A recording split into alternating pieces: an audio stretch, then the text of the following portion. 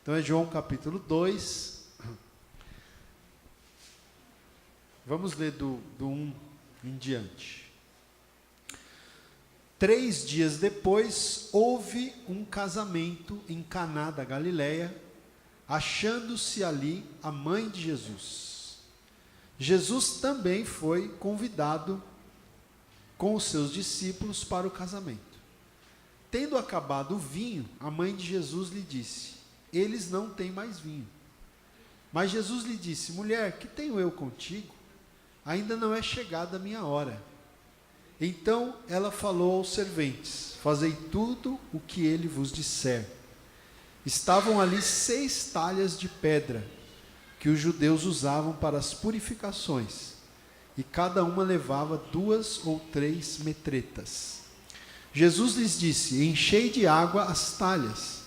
E eles as encheram totalmente. Então lhes determinou: tirai agora e levai ao mestre-sala. Eles o fizeram. Tendo o mestre-sala provado a água transformada em vinho, não sabendo de onde viera, se bem que o sabiam os serventes que haviam tirado a água, chamou o noivo e lhe disse: todos costumam pôr primeiro o bom vinho, e quando já beberam fartamente, servem o inferior. Tu, porém, guardaste o bom vinho até agora. Com este, deu Jesus princípio a seus sinais em Caná da Galileia. Manifestou a sua glória e os seus discípulos creram nele. Amém? Amém. Já oramos, né? Irmãos, esse texto aqui é um texto que fala de uma festa de casamento, né? Como vocês, muitos já conhecem esse texto, conhecem bem, já leram várias vezes, já ouviram pregações aqui nesse texto, né? Esse texto, então, ele fala sobre o primeiro sinal, né? O primeiro milagre que Jesus realizou, que aconteceu em uma festa de casamento, numa cidade chamada Caná da Galileia. E é interessante, né, que a gente fala, né, que Deus foi aquele que instituiu a família, né, irmãos? Porque quem fez o primeiro casamento, quem celebrou o primeiro casamento, foi Deus. Não é verdade? O primeiro casamento registrado na Bíblia, e o primeiro casamento a ocorrer na história da humanidade, segundo nós cremos, foi o casamento entre Adão e Eva, não é? E foi Deus quem celebrou o primeiro casamento. Foi Deus quem uniu o primeiro casal. Foi Ele que celebrou o primeiro casamento. E quando Jesus foi dar início ao seu ministério de sinais, de milagres, Jesus escolheu justamente uma festa de casamento. Não é interessante isso? Deus celebrou a primeira união matrimonial e o seu Filho Jesus Cristo, quando, não é, iniciou o seu ministério de sinais, o fez em uma festa de casamento, né? Isso mostra o quanto a família para Deus é algo importante, não é? Porque a gente sabe que uma família se inicia aí, se inicia quando um homem e uma mulher, né, se casam, né, se unem. Então é uma família que está começando, daqui a pouco vem os filhos e assim vai. Então o casamento, ele é uma marca, né, da família, ele é o início da família. E hoje, como nós estamos nesse mês, principalmente nas quintas-feiras, a gente está falando sobre família e orando pelas famílias, né? Eu pensei em compartilhar com vocês um pouquinho esse texto aqui, porque ele tem tudo a ver, né? Porque é um milagre que Jesus faz em uma festa de casamento, né? Porque aqui estava se iniciando uma família, né? E foi o primeiro sinal de Jesus, como eu estou dizendo, né? Para mostrar o quanto a família, o quanto a união, né, matrimonial é algo importante para Deus. Não só Deus celebrou a primeira cerimônia, né, de casamento, como Jesus né, por assim dizer, escolheu uma cerimônia de casamento para realizar o seu primeiro milagre. Né? Muito bem. Então, gente, vou destacar algumas coisas que eu não pretendo me demorar. Eu falo assim que eu não pretendo, né, porque às vezes sai do controle aqui.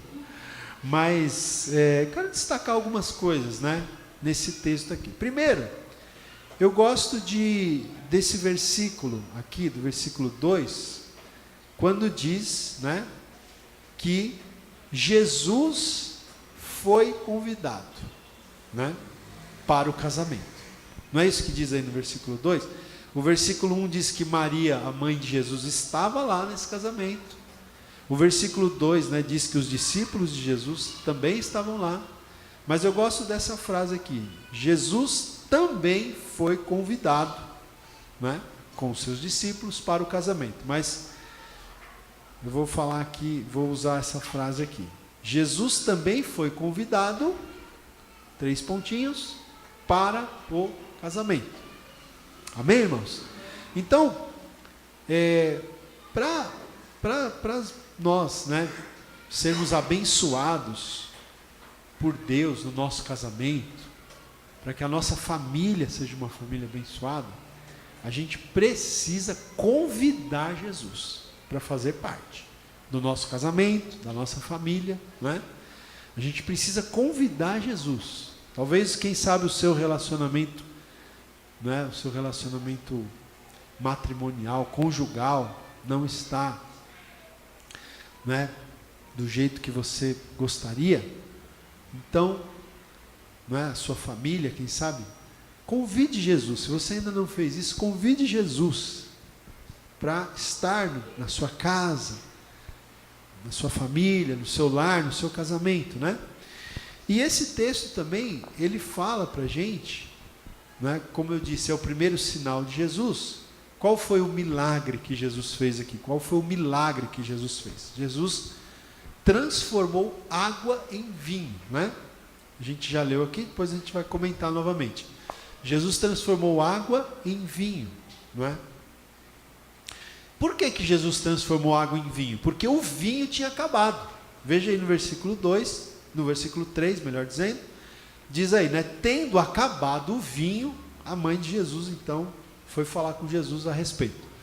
Mas o vinho acabou, não é? É muito,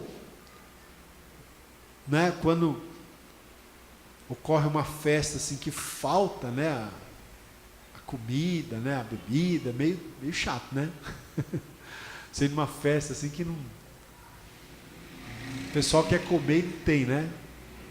Acabou as coxinhas, acabou os risoles, né? Hã? Nem começou, já não tem. Às vezes a festa nem começou e já acabou, né? Então, você percebe ali que o pessoal demora, né, para passar as coisas. Então, assim, é meio desagradável. Então, às vezes, ocorre um erro de cálculo, né? Não sei se calcularam mal, não sei se foi mais convidado do que eles esperavam. O fato é que acabou o vinho.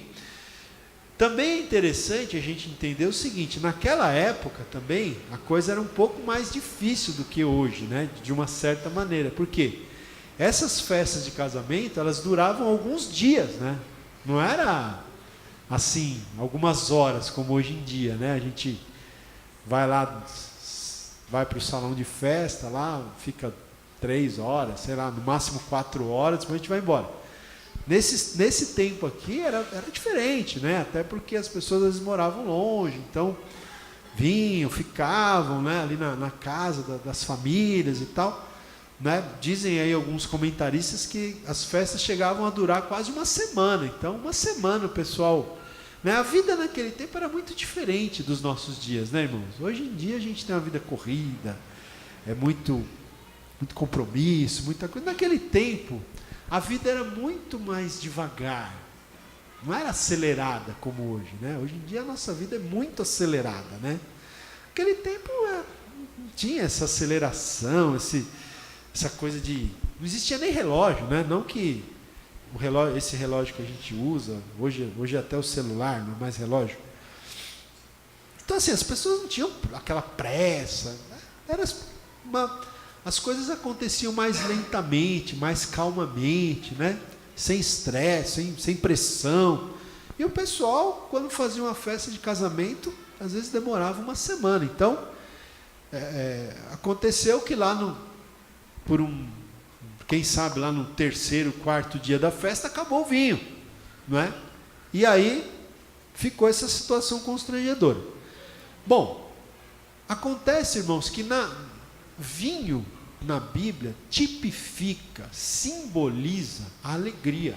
O vinho é um sinal de alegria, não é? O vinho é um sinal de alegria. Existem outros tipos, né? Por exemplo, o óleo. O óleo é um sinal, né, de unção de Deus, né, da unção de Deus, né? Enfim, o trigo é um sinal do alimento, né? A gente tem vários tipos na Bíblia. E o vinho, ele tipifica a alegria. Então, é como se como se a alegria tivesse acabado, não é? E muitas vezes acontece isso no nosso contexto familiar, né, gente? Porque a nossa vida, ela é feita de fases, né? Então imagina que esses 7, 8 dias que o pessoal ficava celebrando uma festa de casamento, vamos comparar esse período ao período da nossa vida familiar, tá? Então, a gente pretende aí ficar, né, muitos anos, né? Quem está casado, muitos anos casados, né? Quantos anos você já tem de casado, vocês dois?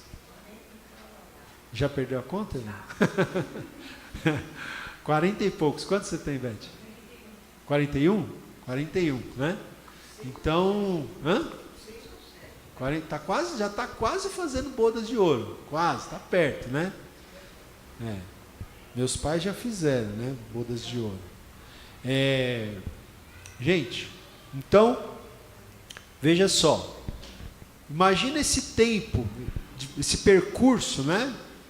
Do casal, da família, né? Então, assim como durante essa semana aqui desse casamento, chegou uma hora que o vinho acabou, no decorrer da nossa vida, no decorrer da nossa convivência conjugal, no decorrer da nossa convivência familiar, também acontece isso. O vinho acaba às vezes, né? Às vezes não, algumas vezes. Em 50, 60 anos, algumas vezes acaba o vinho, né, irmãos?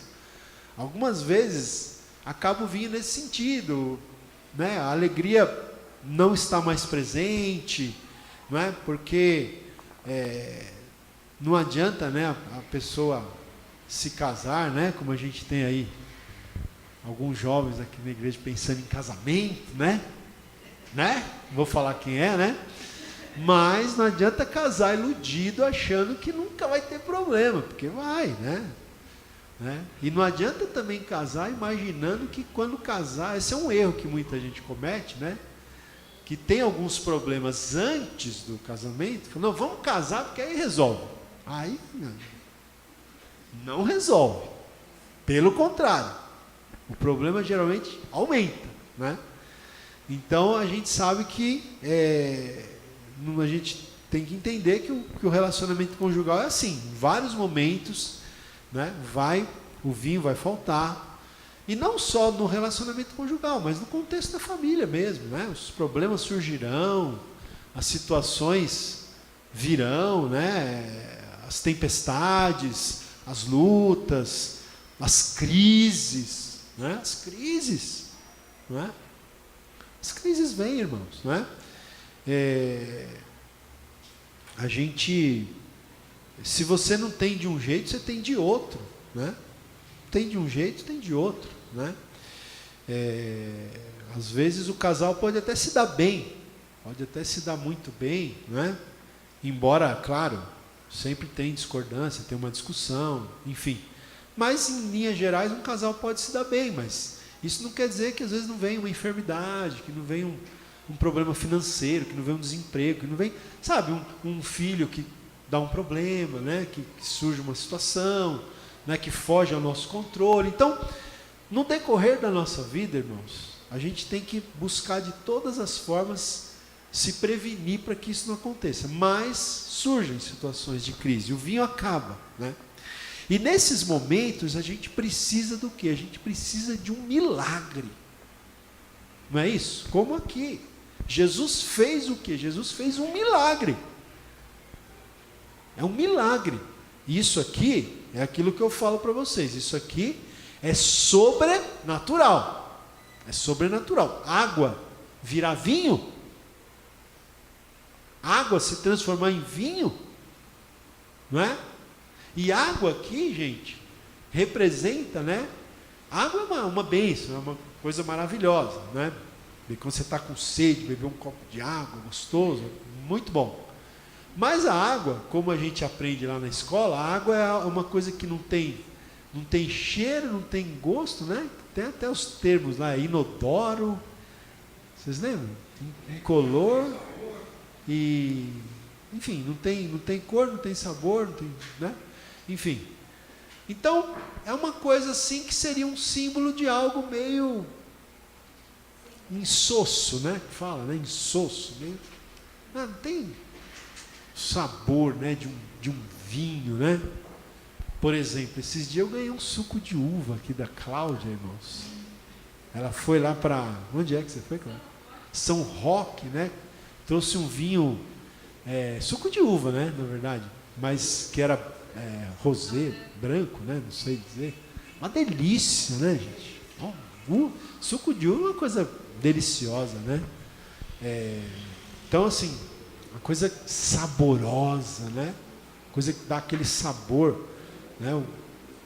Então, veja, é diferente, né? A água não tem sabor, o vinho tem sabor.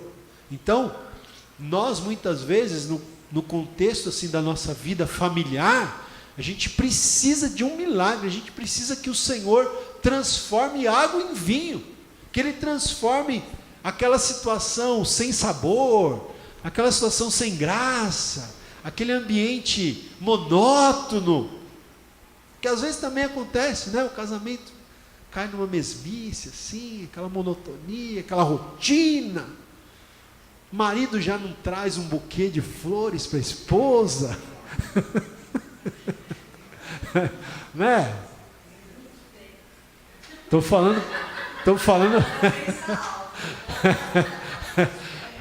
irmão, estou falando para mim mesmo também, viu, gente? Estou falando para mim mesmo também, viu? Eu sou o principal alvo aqui, né? Não surpreende mais a esposa, né? A esposa não surpreende mais o marido, né? Sabe, tá aquela coisa, não tem graça, né? Parece que está sem graça, aquela coisa aguada, sabe? Aquela coisa aguada, tá precisando de um vinho, né? De uma alegria, de um sabor, né? Tá precisando de um sabor, né? Então, irmãos, Jesus pode fazer isso, irmãos. Jesus, ele é especialista em transformar água em vinho, amém? Em transformar situações assim, sem gosto, sem sabor, em algo saboroso, gostoso, renovado, e olha, melhor ainda do que antes, porque, né, a Bíblia diz que quando Jesus ele provou o vinho, a água que tinha sido transformada em vinho, e ele não sabia, o mestre Sala, que fala aqui o texto, né, que era responsável ali por provar, quando ele provou o vinho, ele chamou o noivo e falou: nossa, geralmente o pessoal coloca o vinho bom primeiro, e depois que o pessoal já está, né, meio alegre, né, coloca o vinho inferior, e você não, você manteve o bom vinho até agora, né? Quer dizer, que a água transformada em vinho era um vinho de qualidade, provavelmente até melhor, com certeza, melhor do que o anterior, porque, né, Jesus não ia fazer um milagre meia boca, né, irmãos? Estava com certeza um vinho muito melhor que o anterior. Então, irmãos, Deus pode fazer isso nas nossas famílias, amém? Você crê nisso? Deus pode fazer isso no seu relacionamento conjugal. Deus pode fazer. não é? Sabe, 20 anos de casado aí, já está meio sem graça. Deus pode dar um sabor novo, sabe, nessa relação, né? Deus pode fazer tudo novo e melhor, né? Claro que cada fase da vida tem as suas características, né? Mas, sabe, a própria maturidade pode trazer um relacionamento, né, mais aprofundado, mais substancial, né, com mais essência, com mais substância, sabe? Enfim, um relacionamento familiar como um todo, envolvendo filhos, envolvendo irmãos, envolvendo pais. Deus em Cristo pode fazer isso, Ele pode fazer um milagre, amém, irmão? Então, se você está precisando de um milagre do Senhor na sua vida, um milagre do Senhor no seu relacionamento conjugal, no seu relacionamento familiar, eu gostaria de falar rapidamente aqui alguns passos, né? Alguns passos para o milagre acontecer na tua família, no teu casamento, na tua família. Alguns passos para o milagre acontecer. Primeiro, você, né, veja que o versículo 3 diz: tendo acabado o vinho, a mãe de Jesus lhe disse: eles não têm mais vinho. Eles não têm mais vinho. Então, qual a primeira coisa que você tem que fazer, que nós temos que fazer? Nós temos que comunicar a Jesus a situação. O que é que está acontecendo? Nós precisamos, não é, falar com Jesus. Nós precisamos... isso aqui tem a ver com a oração, né, irmãos? Você vai orar, você vai falar com Deus, colocar a situação diante de Deus. Então, seja qual for a situação da sua vida que está meio aguada, que está precisando de um milagre na sua família, primeira coisa, comunique Jesus, fale com Jesus, ore, não é? Se possível, faça isso com o seu cônjuge, com alguém da sua família, né? Orem juntos, falem com Deus, apresentem essa situação a Deus, né? Em oração, né? Mas não é que Deus não saiba, né? Não é que o Senhor Jesus não saiba, mas como a gente fala, a oração é uma demonstração de dependência, de submissão, é uma demonstração que você reconhece que você precisa de Deus, da intervenção de Deus na sua vida, na sua família, no seu casamento. E como a gente tem sempre dito aqui, Deus, ele estabeleceu que assim fosse, né? Ele estabeleceu que Ele agiria em resposta à oração do seu povo. Então, primeira coisa, né? Apresente a Deus a situação. Apresente a Deus. Comunique ao Senhor. Fale com Jesus. Comunique aquilo que está incomodando, né? Aquilo que está incomodando você, aquilo que está incomodando o seu cônjuge, aquilo que está incomodando a sua família. Amém? Outra coisa, não é? Versículo 4 diz assim: qual foi a resposta de Jesus para Maria, né? Interessante, né? Que Jesus falou assim para ela: ainda não é chegada a minha hora, né? Ainda não é chegada a minha hora. É muito interessante porque Jesus, se Jesus estivesse falando aqui do momento, eu creio que a gente pode aplicar nesse sentido, ou interpretar nesse sentido também, que ele estava falando do momento da realização daquele milagre, daquele primeiro milagre. Ainda não tinha chegado o momento, mas estava muito próximo, estava prestes, tanto que Jesus faz o milagre depois, na sequência, né? Minutos depois. Mas essa frase aqui, ela é interessante porque ela mostra para a gente, né, irmãos, que a gente precisa entender, né, para receber o milagre do Senhor na nossa vida, na nossa família, a gente precisa entender também que Deus tem a hora certa de agir. Amém? O Senhor tem a hora certa de fazer as coisas, não é na nossa hora, né? Ainda não é chegada a minha hora, Jesus disse para Maria, né? Ainda não é chegada a minha hora. Então, Deus tem a hora certa de agir. Deus permite certas situações na nossa vida para tratar conosco, para trabalhar conosco, né? Eu estou me lembrando aqui agora, aqui mesmo no Evangelho de João, no capítulo 13, aquele texto quando Jesus começa a lavar os pés dos discípulos, não é? E Jesus chega para Pedro, né? E ele está lavando os pés dos discípulos. Quando chega para lavar o pé de Pedro, ele reluta, ele não quer que Jesus lave os pés dele, porque lavar os pés era um trabalho de um serviçal, de um escravo. E como que Jesus, sendo mestre, sendo Senhor, ia lavar os pés de Pedro, que era um discípulo, né? Então Pedro não aceitou aquilo a princípio, não é? E quando Pedro não aceitou, Jesus falou para ele uma frase interessante, né? Jesus falou assim, ó: o que eu faço agora, você não entende agora, mas você vai entender depois, né? O que eu estou fazendo agora, né? Você achou o versículo, Beth? Por acaso não? Lê para a gente aí em voz alta. Isso, é esse que eu falei.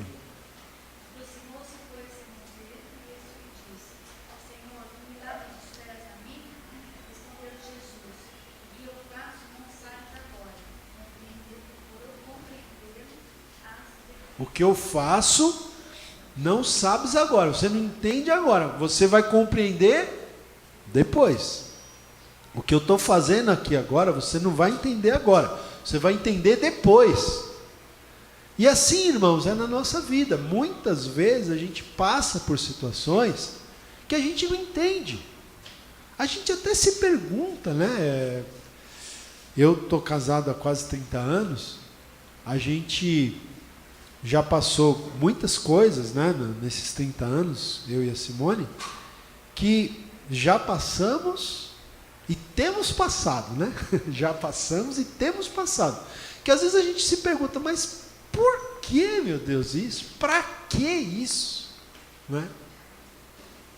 Aí o Senhor fala para a gente: o que eu estou fazendo agora, você não está compreendendo agora, mas você vai compreender depois.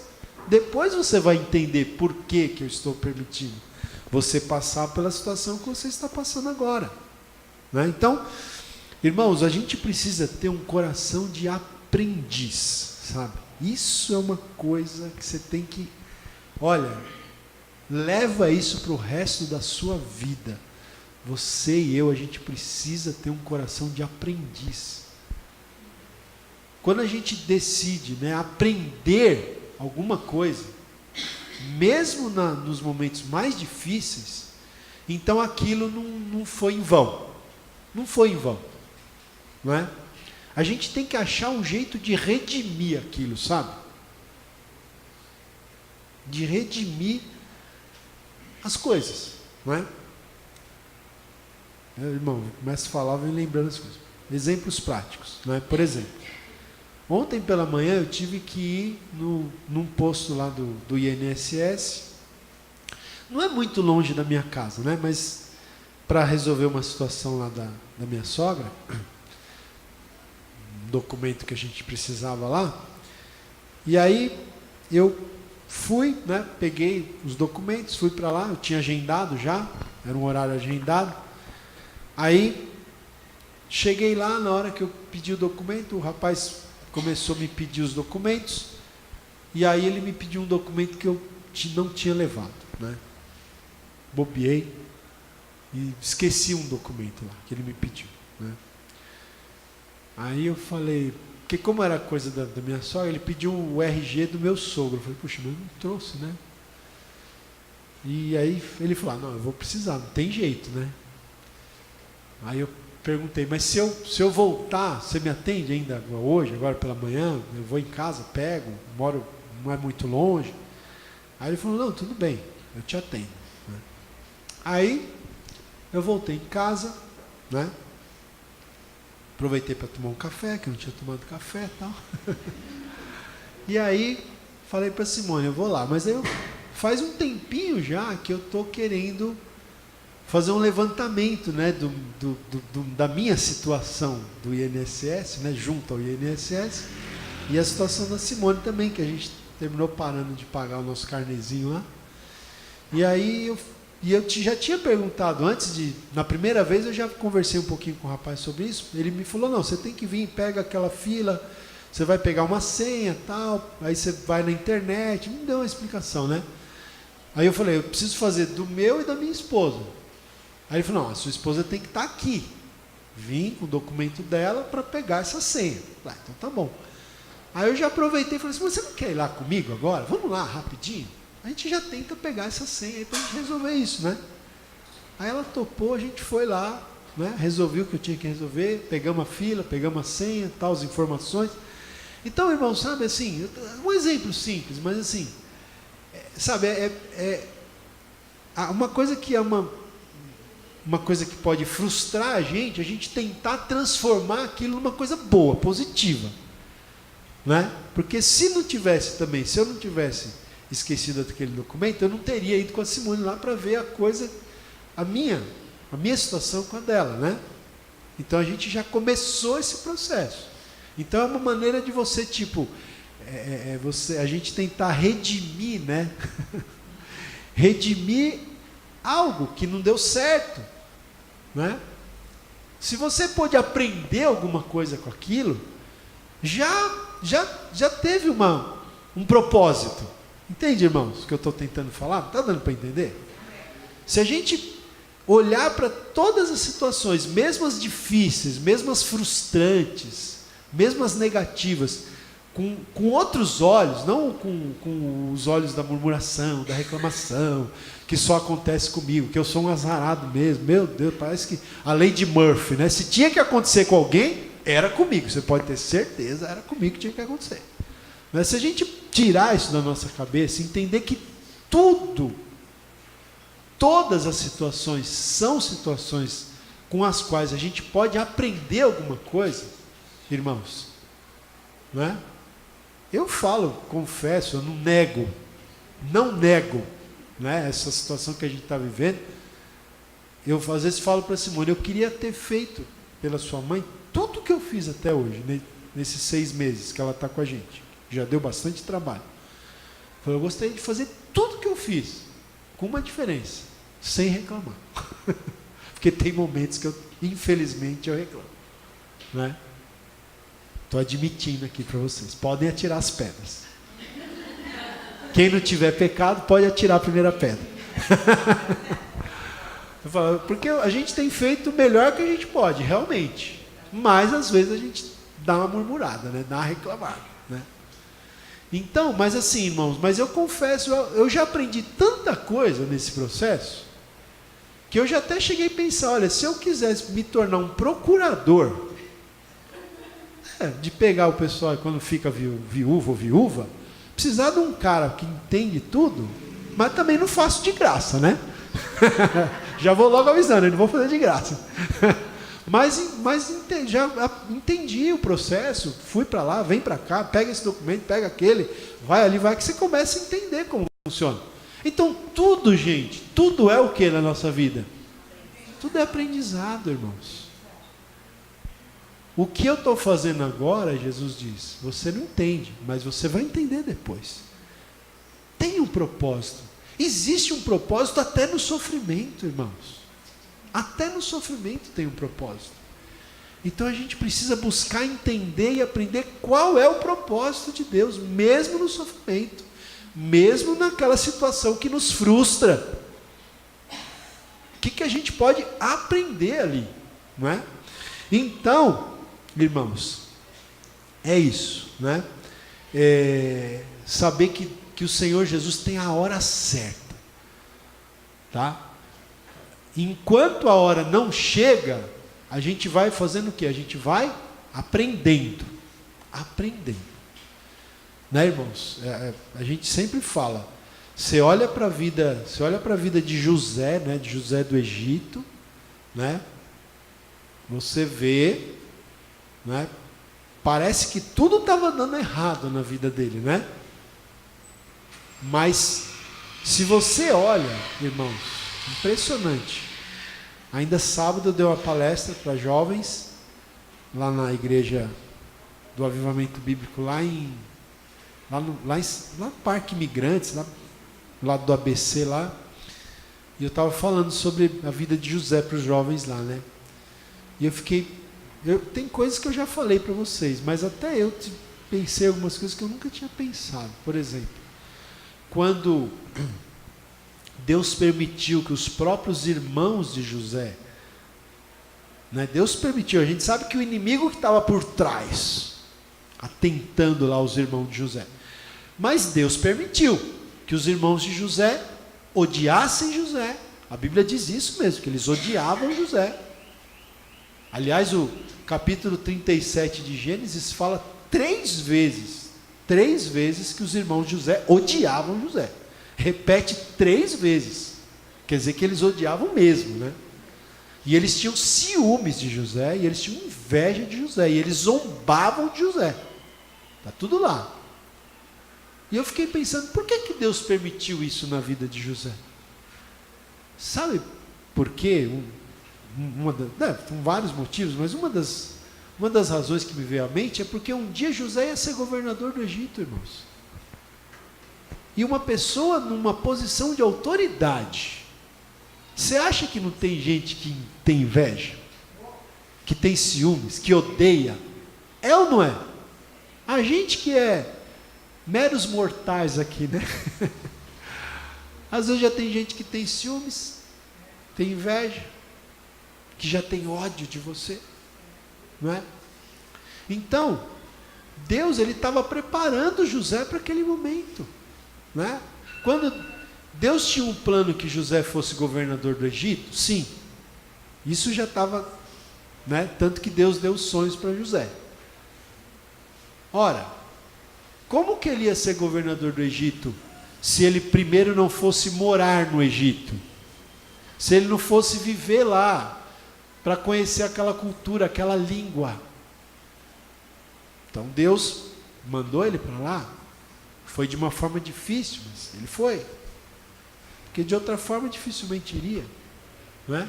Aí, como eu sempre falo, primeiro ele trabalha na casa de Potifar, onde ele administra, ele se torna mordomo, ele administra a abundância.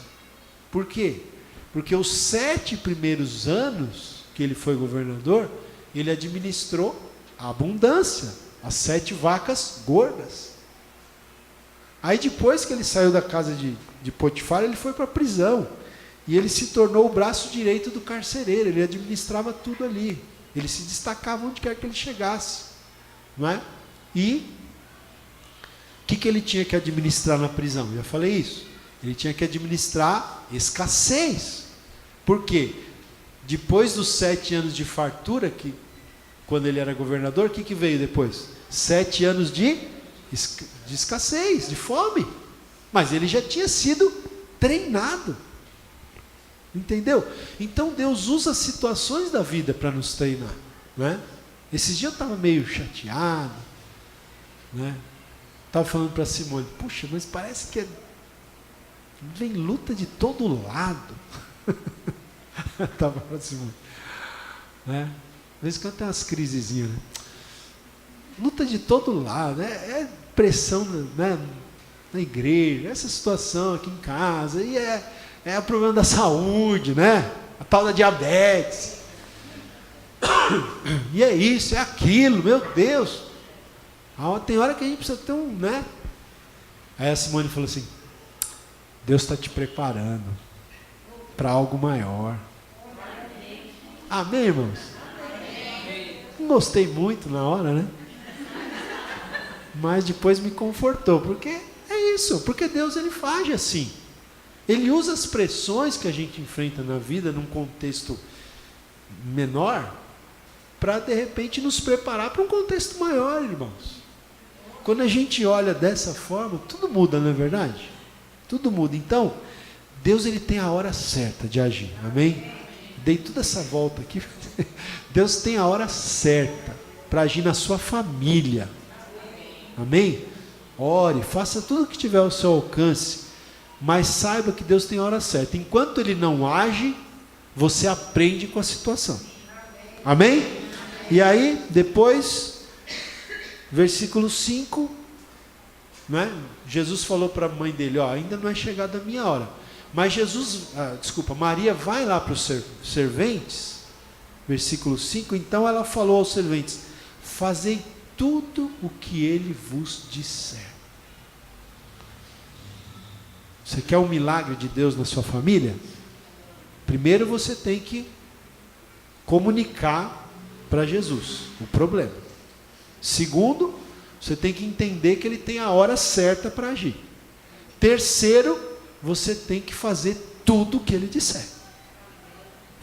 Maria chegou para os serventes, né, tipo assim, vou dar uma dica para vocês. Fiquem atentos. Façam tudo o que ele disser. Mesmo que for uma coisa meio absurda. Mesmo que aos olhos humanos pareça insano. Faça o que ele disser. Porque fala a verdade. Jesus manda eles encherem as talhas de água. Que essas talhas, elas realmente eram para purificação, como diz aqui, né? Gente, essas talhas eram...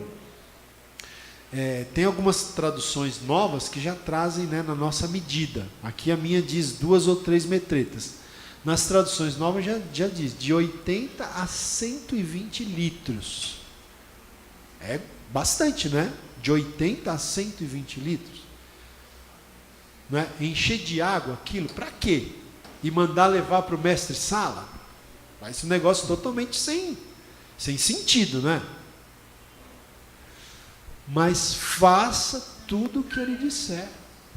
Você quer o milagre de Deus para a sua família? Quem quer que diga não? Faça tudo o que Jesus disser, irmãos. Faça o que a palavra de Deus diz que você tem que fazer. Porque a palavra de Deus, muitas vezes, ela vai na direção totalmente oposta do que as pessoas falam, do que o mundo fala. Quando a palavra de Deus diz que você tem que perdoar, que você tem que pedir perdão, que você tem que se humilhar, que é aqueles que se humilham que Deus exalta, você sabe que isso não tem nada a ver com o que é falado aí fora. Imagina, as pessoas falam, eu vou me humilhar? Jamais. Nem morto eu me humilho diante daquela pessoa. Eu peço perdão. Quer dizer, os valores de Jesus no reino de Deus, eles são diferentes, eles são opostos, eles vão na contramão. Mas se você quer o milagre de Deus na sua vida, faça tudo o que ele disser, amém? Faça tudo o que ele disser. Não é? Como se Maria estivesse falando para os serventes, vai por mim. Né? Ó, vai por mim, faça tudo o que ele disser que vai dar tudo certo. Amém, irmãos? E aí, por último, né? Já estou encerrando. Jesus falou então para eles encherem de água. E versículo 8, né? 2:8. Primeiro eles obedeceram mesmo, né? Porque a Bíblia diz que eles encheram, né? E aí Jesus falou, tirai agora e levai ao mestre-sala. E eles o fizeram, né?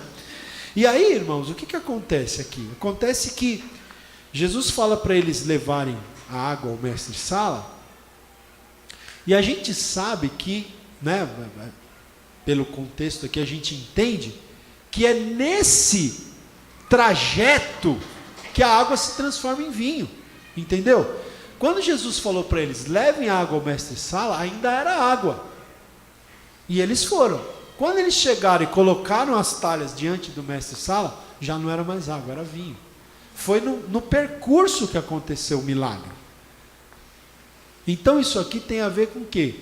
Com nós, né, para a gente receber o milagre, a gente tem que também agir em fé, né? A gente tem que dar os passos de fé que o Senhor Jesus pede para a gente dar. Dê o passo de fé, né? Deus faz o milagre em resposta à fé, em resposta a um passo de fé, não é? Então, tem vários exemplos na Bíblia, né? Quando o povo estava lá diante do Mar Vermelho, o pessoal começou a orar. Moisés começou a orar. Deus falou, por que você está clamando? Diga ao povo que marche. Haja em fé. Vai. Né? Ele falou, mas o mar está aí. Vai indo, né? E a gente sabe, a Bíblia diz, quando eles começam a colocar o pé na água, que o milagre começa a acontecer. As águas começam a se abrir. Então, irmãos, tem hora que a gente não quer, né? Eu também, muitas vezes eu sou medroso, né? Assim como se diz, tímido, né? Mas o Senhor não quer essa timidez de nós. Ele quer que a gente coloque, você tem que molhar o pé. Para o mar se abrir, você tem que molhar o pé. Começa molhando o pé que Deus vai começar a fazer o milagre de abrir o mar. Né? Tem outra passagem dos leprosos, né? Que Jesus falou para eles, 10 leprosos. Eles pediram para Jesus curá-los. Jesus falou para eles, ide e mostrai-vos ao sumo sacerdote, ou ao sacerdote. Né? Porque na época lá, quando uma pessoa era curada de uma doença na pele, ela tinha que se apresentar ao sacerdote, para que o sacerdote, como uma espécie de um médico, ele atestasse que aquela pessoa realmente estava curada do problema na pele e poderia voltar a viver em comunidade, porque os leprosos viviam afastados da sociedade. Então Jesus falou para eles, vão lá e se apresentem ao sacerdote. Mas isso era uma coisa que só quem estava realmente curado fazia, né? Quem tinha ficado curado fazia, mas eles não estavam curados ainda. Mas Jesus falou, vão lá e se apresentem. Né? É como se Jesus estivesse dizendo, se vocês crerem no que eu estou mandando vocês fazerem, e vocês forem lá, à medida que vocês estiverem indo, vocês vão ser curados. E aconteceu isso. Enquanto eles estavam indo, eles ficaram curados. Não é? Teve outro que era cego de nascença. Eu não lembro se era de nascença agora. Enfim, era cego. Não é? E Jesus fez um negócio também totalmente diferente. Jesus cuspiu assim no chão. Né? Está lá na Bíblia, não estou inventando nada. Ele fez um lodo ali com a saliva e com aquela terra. Fez uma saliva e colocou no olho. Nos olhos, né, do cego, e falou, agora você vai até o tanque de Siloé e lava-te.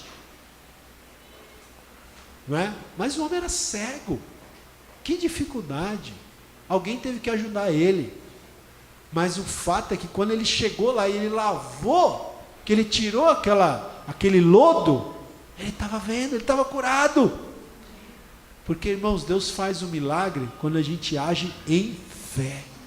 Quando Deus fala, vai e faz tal coisa, vai e faz. Nem que pareça uma coisa absurda, se você tem certeza que é Deus que está mandando você fazer, faça. Porque o milagre vai acontecer na sua vida e na sua família. Amém, irmãos? Vamos ficar de pé, glória a Deus. Vamos vir aqui para frente.